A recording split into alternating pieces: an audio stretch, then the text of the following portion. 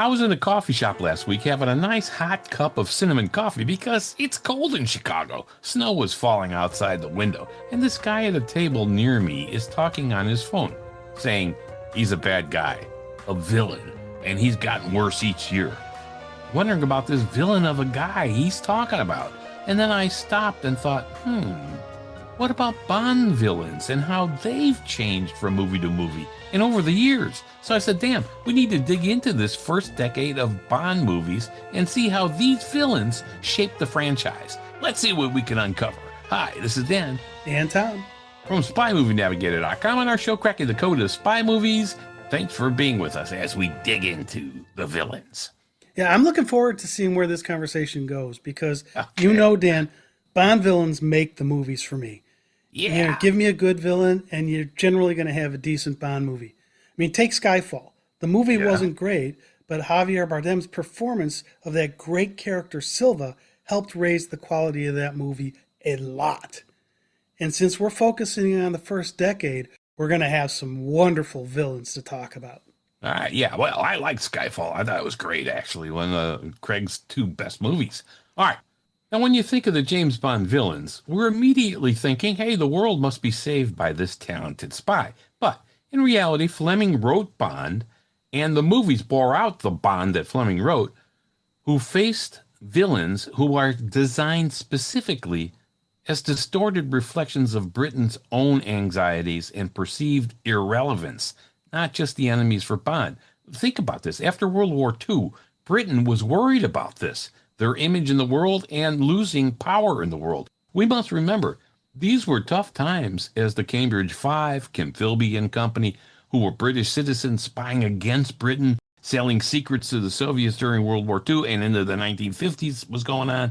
And also remember that the image of the British Empire had been damaged. The world view was Britain won World War II because of the U.S., and the USSR had won it with them. They didn't do it on their own, obviously. So you must check out this great book by Simon Winder called The Man Who Saved Britain. It's all about James Bond and Ian Fleming and exactly what we're talking about here. In fact, Simon says at one point in the book, Britain became, by 1960, in the word of one derisive American friend of mine, a dying island on the edge of a cold, small continent. Ooh. Wow. So this is what we're all talking about here with Bond. And geez, this is so pick Okay, book so up. if we're going to do that, let's start at a high level by examining the villains in the 1960s James Bond movies. Yeah. By looking at the context of where things were with Britain at the time and how there's a tie back here. We'll dive more into each individual villain going forward, but let's start out tying it back to this concept you're talking about. So Dan, go ahead and start with Dr. No. Yeah. Dr. No, he's a technological power that Britain couldn't match.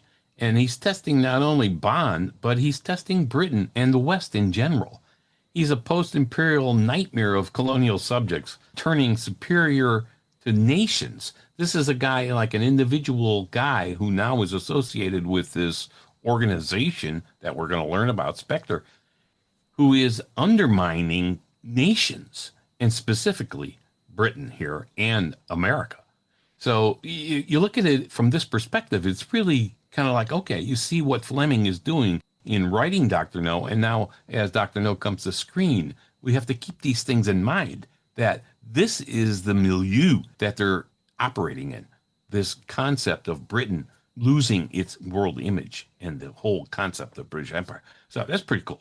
I owe you $10. You got the word milieu in there with in a real sentence.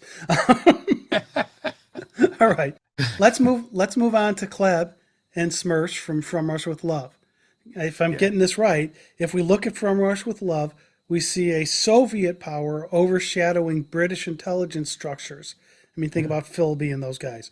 Yeah. And the villains in From Russia with Love show us how the Soviets are trying to do this.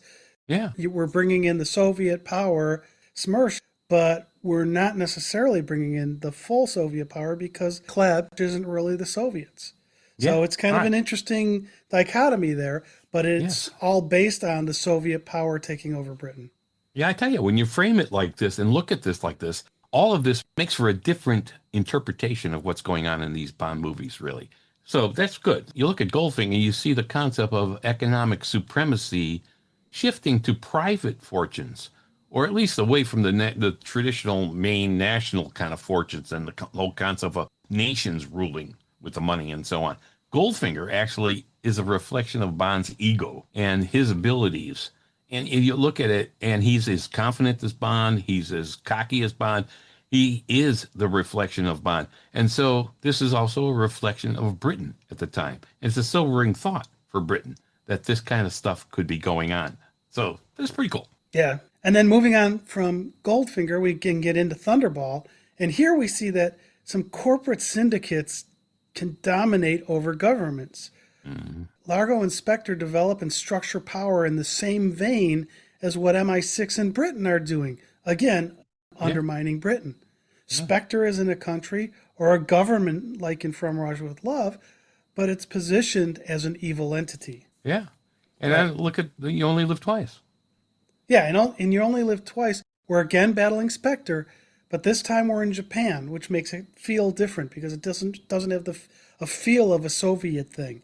But the underlying driver of this story is Blofeld, Spectre, and Spectre's attempt to try to push a Russian-Britain conflict.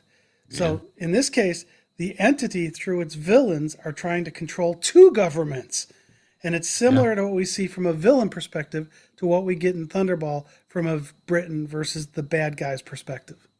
Yeah, and then you move to On Her Majesty's Secret Service, and it continues. The Blofeld world is one where legacy, lineage, aristocracy, national pride, all the kind of stuff, all tradition, all that history and stuff, it meant nothing because Blofeld and Spectre didn't care about any of that kind of stuff. They're undermining it all. The Blofeld angst is caused by Blofeld being Bond's, again, his emotional executioner, and therefore Britain's. It's not just let's get Bond.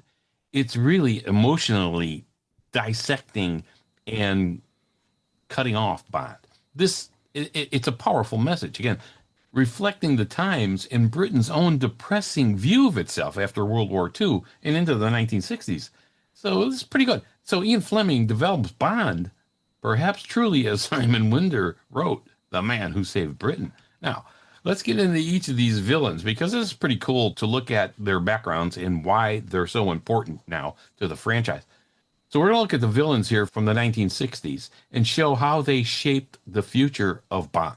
So 1962 to 1969, that's where we're going to go. So let's start deep into the Dr. No villain.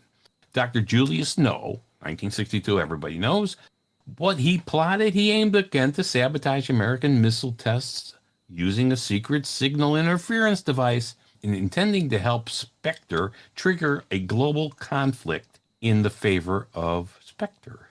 Well, Dr. No was the very first Bond villain, and his mixture of brains, menace, his exotic lair, which is the first time we've ever seen that kind of thing in a big way, that set the template for nearly all the Bond movies to come and all the Bond villains to come in the future.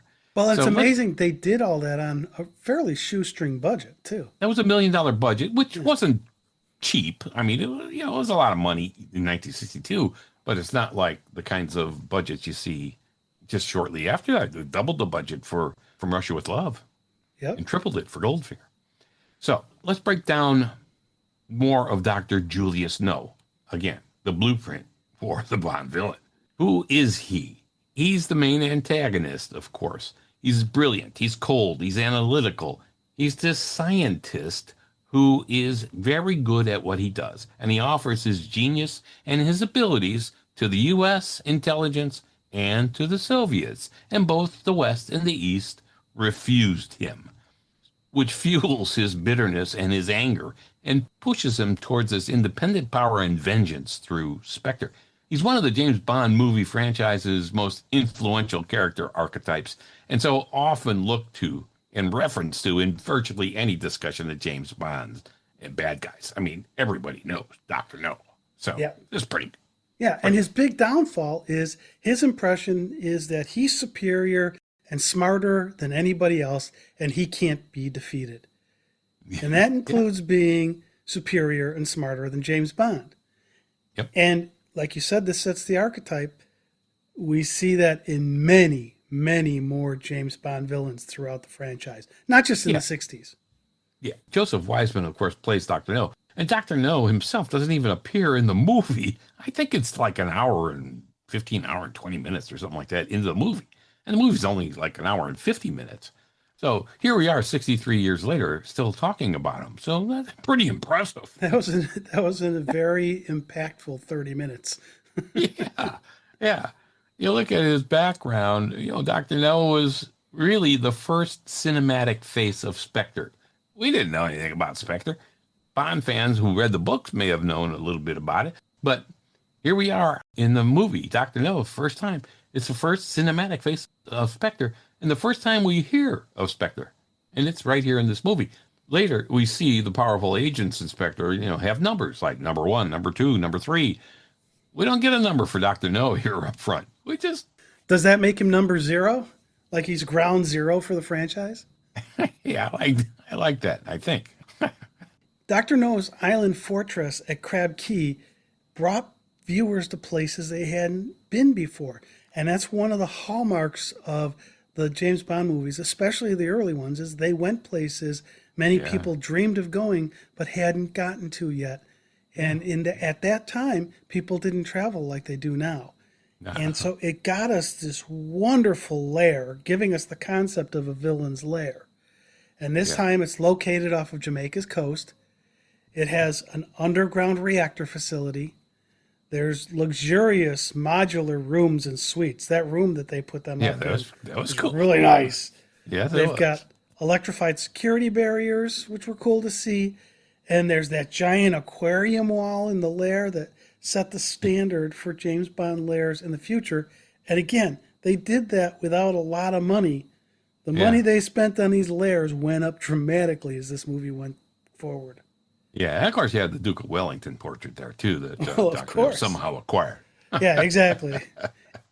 It's not like, Ken Adam didn't paint that in his garage over the weekend before they went to shoot that scene. Yeah. Right. All right, Dr. No, what did he want to do? He wanted to sabotage American missile launches at Cape Canaveral via this radio signal interference so that he could weaken the U.S. technological prestige and escalate Cold War tensions and prove that, hey, Spectre has power. Now, think about this. This is 1962, and we have an evil genius that wants to destabilize the world through technological warfare. I mean, that's pretty spectacular. And very ambitious. yeah, very ambitious, too. All right. Dr. No thought big. Let's dive into what makes up this character of Dr. No. Because emotionally, he's ice cold. And Joseph Wiseman plays this perfectly. He's got that whole, I'm very direct, I'm on mission, you're not going to bother me with anything, ice coldness. He's not laughing a lot. No, he's not. And he's driven by the feeling that he has intellectual superiority. He obviously is pretty smart. And he knows that he's very smart. And he says, the successful criminal brain is always superior. Yeah. And we talk about him being ice cold. He's always calm, even when he's threatening murder and destruction. He plays a very even keel. And Dr. No is fixated on Bond as an adversary worth breaking. After he realizes that Bond is just another policeman, and after thinking maybe there could be a place in Spectre. And of course, Spectre stands for Special Executive for Counterintelligence, Terrorism, Revenge, and Extortion. Yeah, that's when Bond quips, well, maybe you could sign me up for your revenge department, because he wanted to get revenge for them killing Quarrel and so on. So we're going to talk about the quips too. This is good. All right. And Dr. No believes human lives are expendable in pursuit of scientific and strategic power. And if you think about it, many villains and madmen throughout history have had this belief. Yeah, absolutely. And Bond even kind of quips about something like that. Our silent are filled with lunatics like you. So. Yeah. All right. Now, we often will see that the main antagonists in the Bond series have physical flaws. Here, Dr. No has metal hands, useful for crushing objects or people, but certainly not good for fine motor skills. And that is a flaw that's going to cost him his life. Yeah, as we know, he meets his end inside his own reactor core, unable to grasp onto the metal poles due to his rigid metal hands. So, kind of a poetic end, reflecting, though, his arrogance. We see him sinking into the core of the reactor liquid because he can't grasp the poles. But this is the first James Bond movie and the first James Bond or world villain. So, these mechanical hands are going to influence future Bond villains who often have physical malformities or limits. Not always, but often. Well, and in his case, he got this, what did you call it, a malformity? Through his own actions, right? He mishandled radiation, and that's why Yeah. his hands were damaged. And we're going to see. We talked about the fact that Bond villains in the future may have some flaws, and many times it's flaws they got through their own actions. And my favorite example is, I'm going to go back to it, is Silva in Skyfall, Yeah. right? But you wouldn't have Silva in Skyfall if you didn't have Dr. No. Yeah. And because Dr. No is the first James Bond EM production movie, Thunderball was supposed to be, but we know all about the legal battles going on there. So Dr. No was chosen as the first.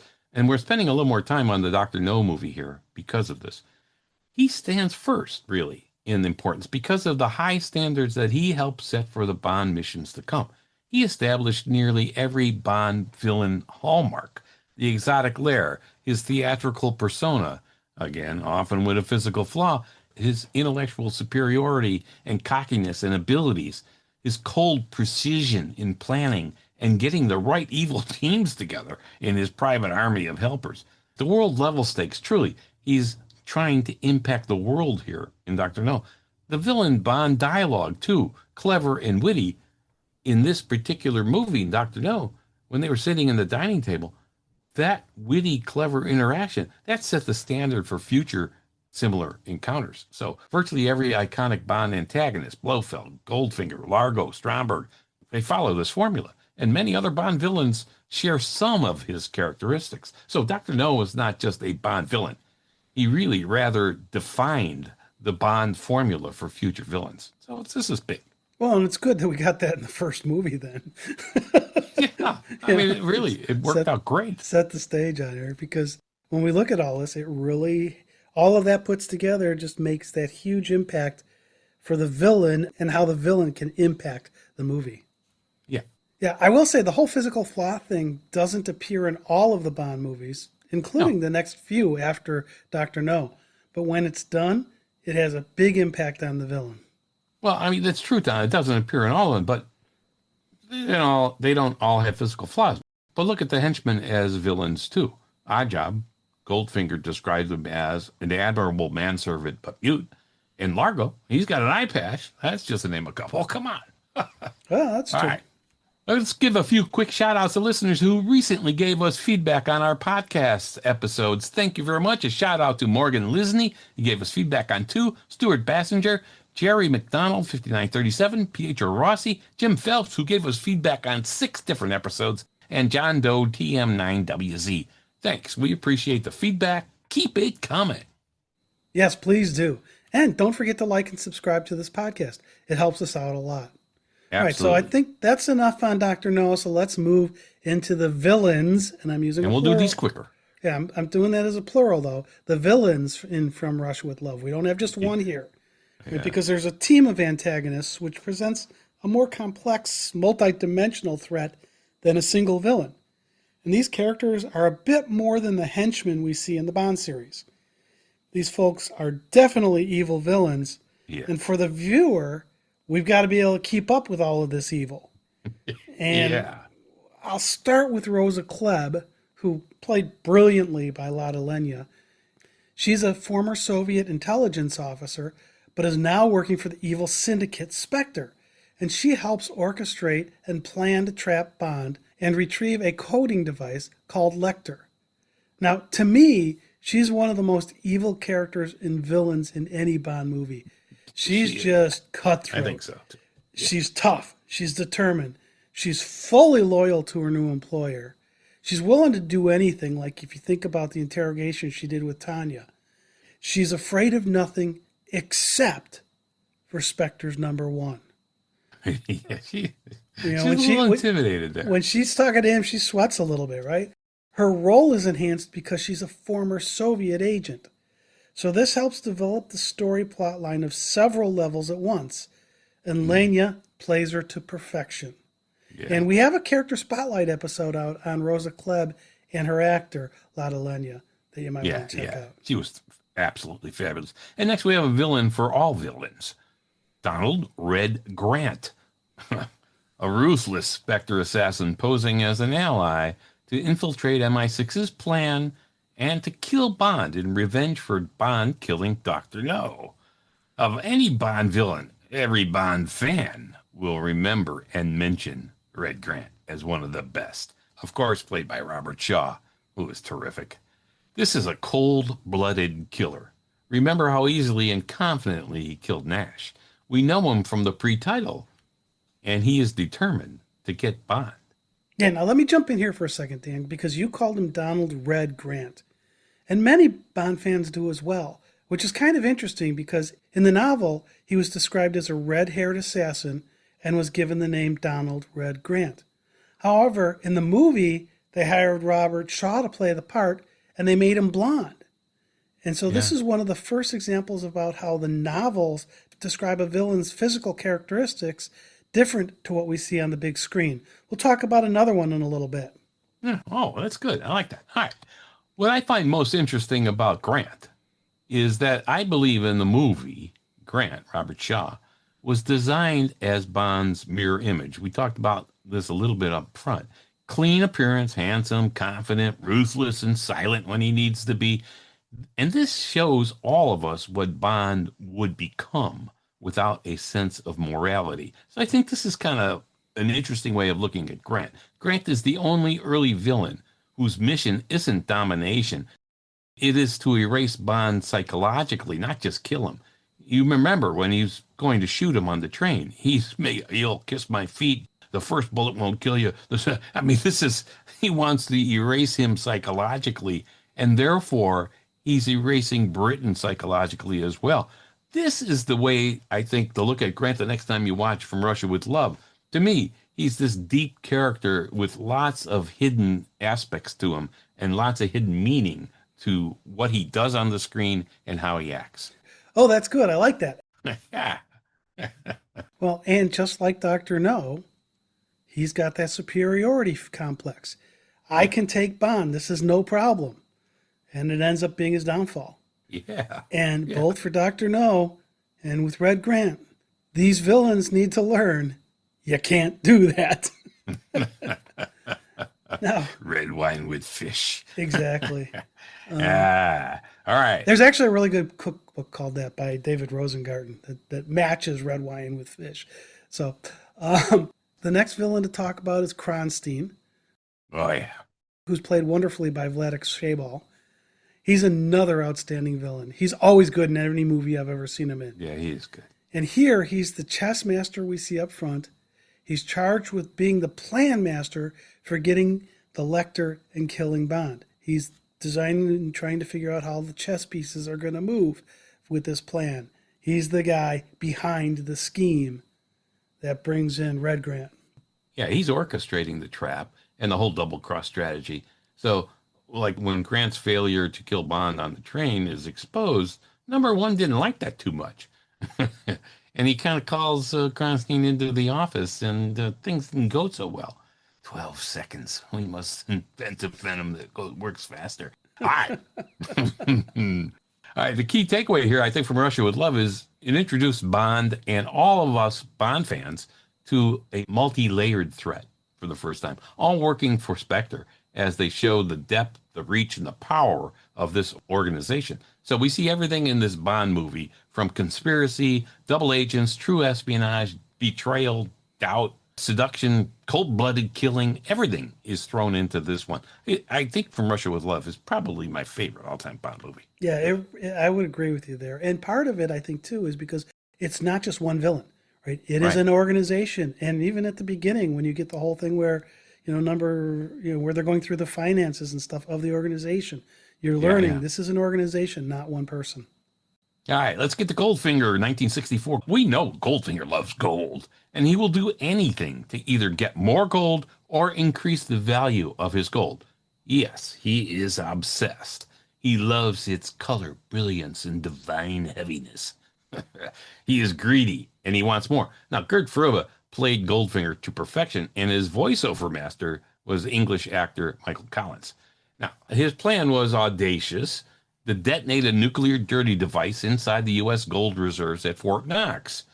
Now, Operation Grand Slam, which this operation was called, it would irradiate the gold, rendering it unusable and worthless for 58 years to be precise, as he says, which would, of course, increase the value of Goldfinger's gold substantially. Goldfinger thought at least tenfold.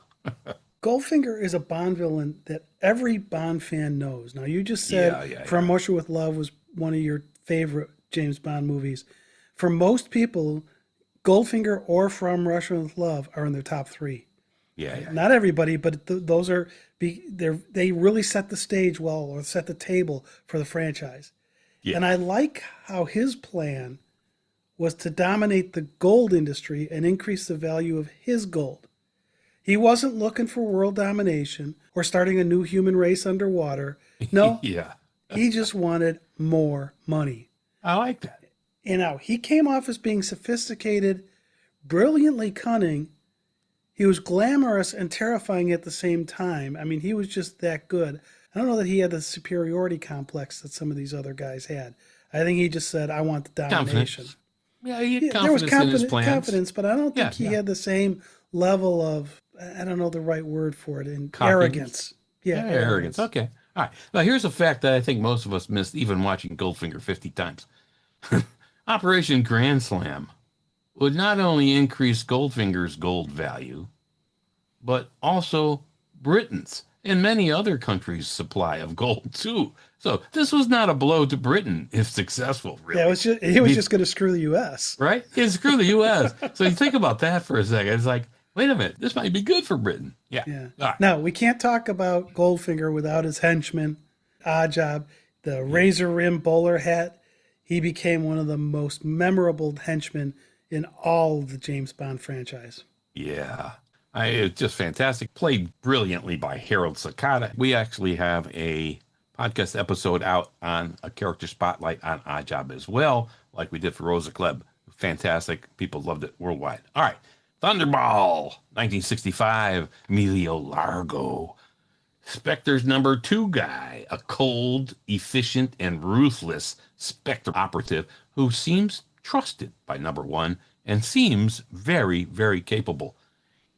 Largo orchestrated and managed the plan for hijacking 2 nuclear warheads and to use them to threaten the world into paying £100 million in ransom in diamonds. In 1964, nuclear threats and the Cold War were both on everyone's minds. And could something like this happen? Nuclear weapons being hijacked or disappearing? The U.S. actually lost a nuclear bomb once. Yikes, that's scary. So yeah, it could happen. So this plan to threaten the world with nuclear devices raises the stakes of espionage and sabotage, as this threat is now a world threat. It's a global threat.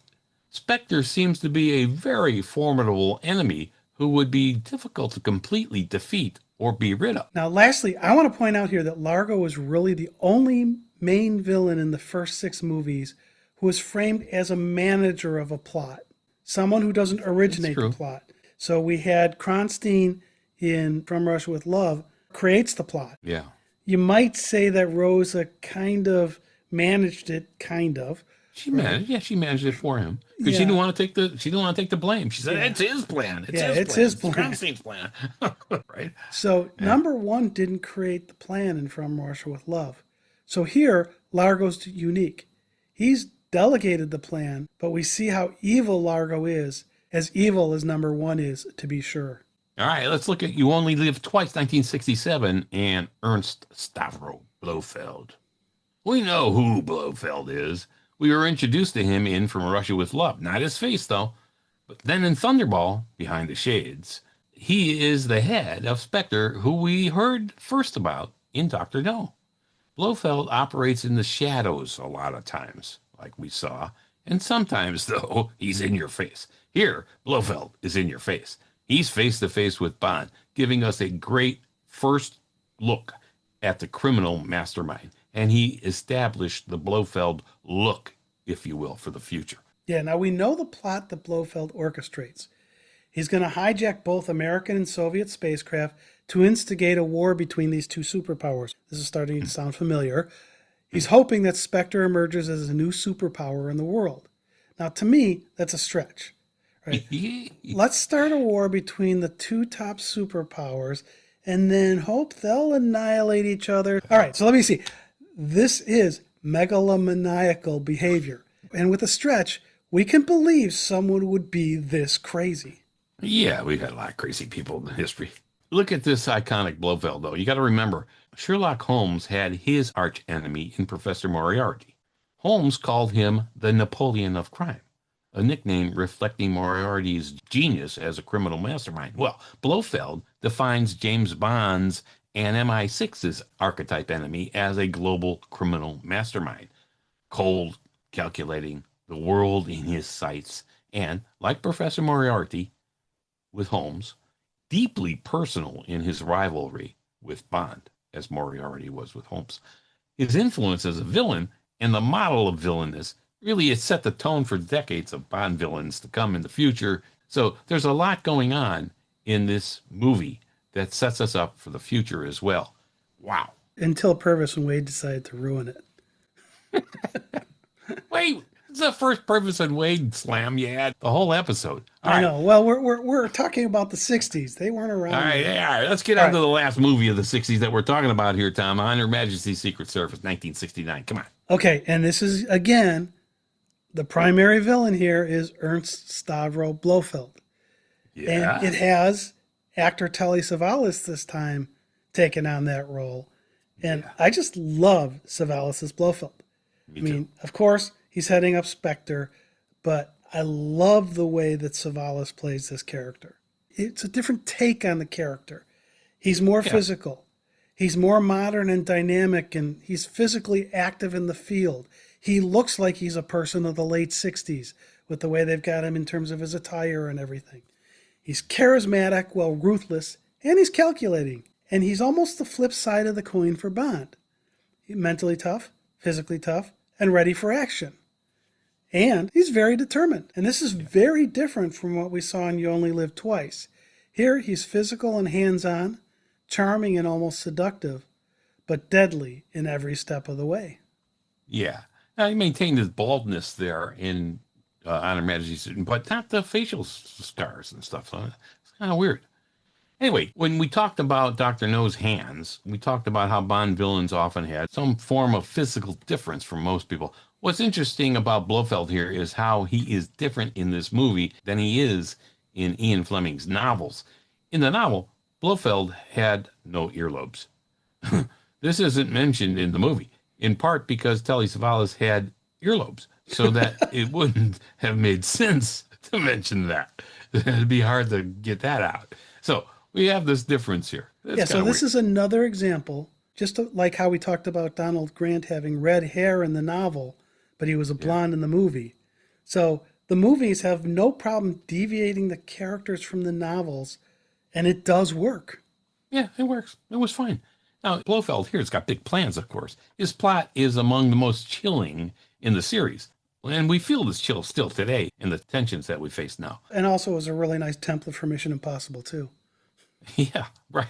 Yeah, Blofeld will fight this biological war via terrorism through a brainwashing plot that will deliver his chemical agents. This is an aggressive, devious, deadly plan to extort and hold the world again for ransom. So Blofeld recruits these 10 beautiful women, the angels of death.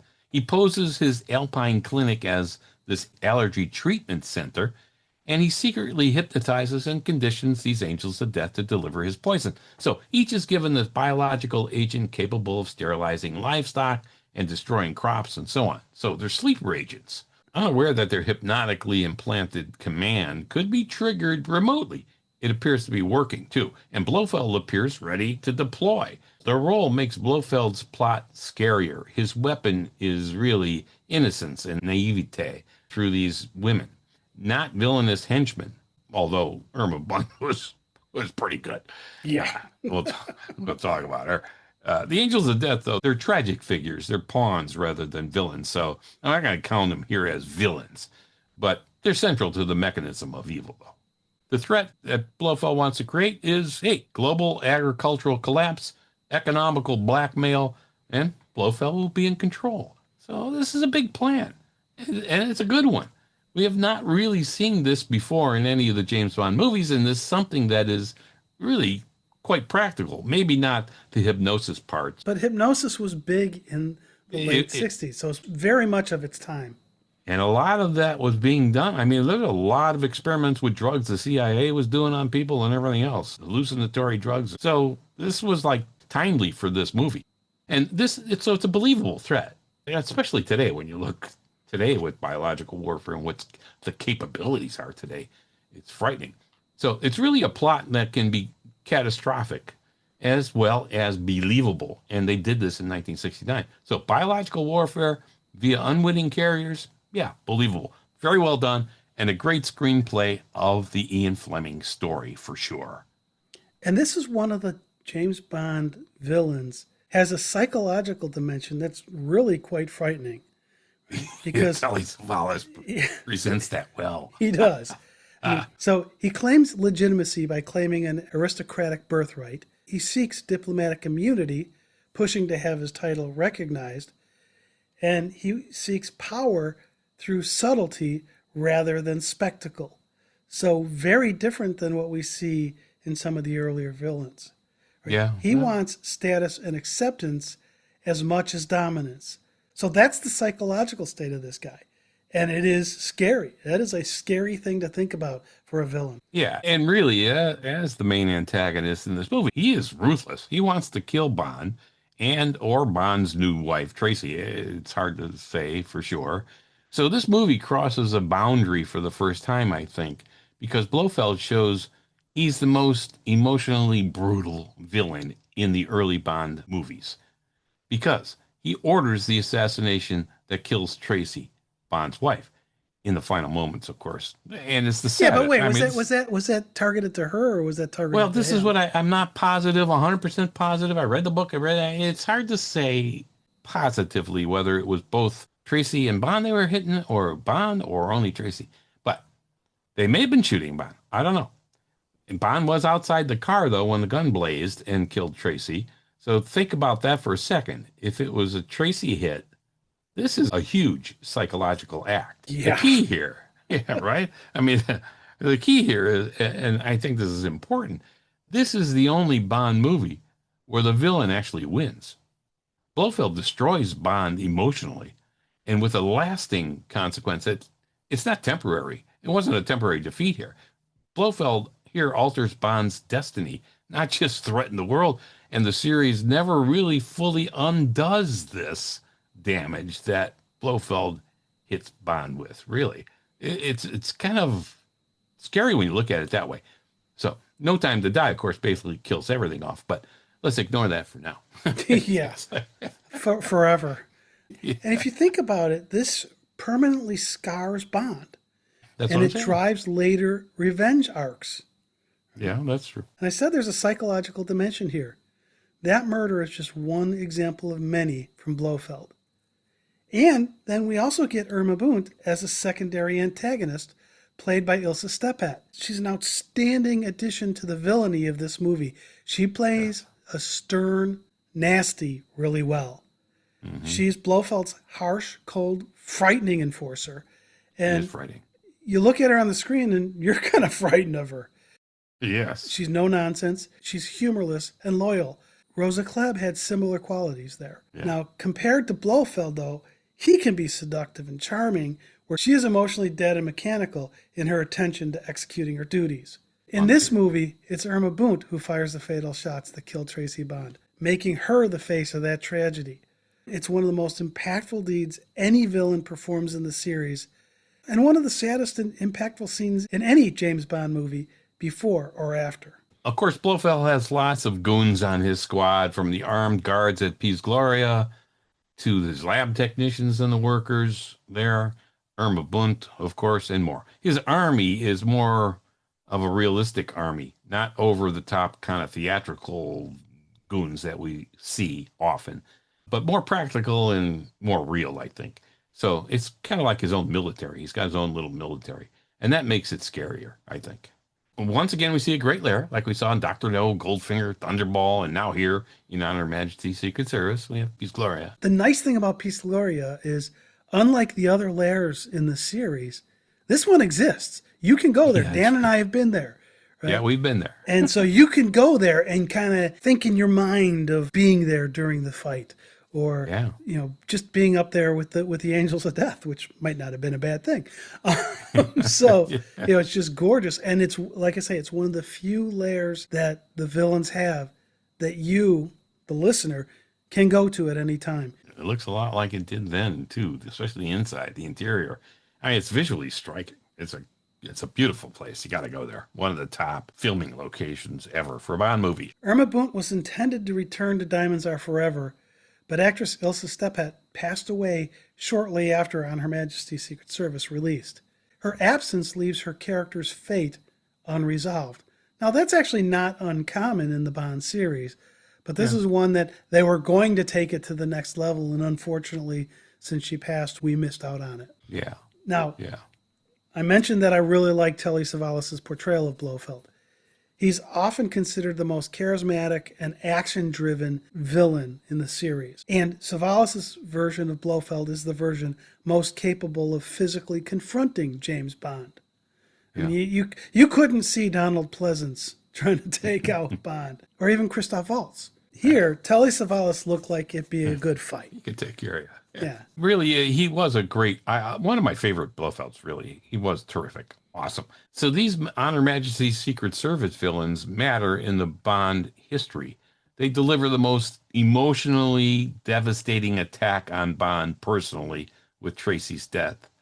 Their threat method is disturbingly realistic and under the covers quiet, which is frightening. And Blofeld here evolves from this puppet master to this charismatic manipulator who is more of an action figure element now than ever before. And this movie gives us Bond's most profound loss, the loss of his new wife, his love.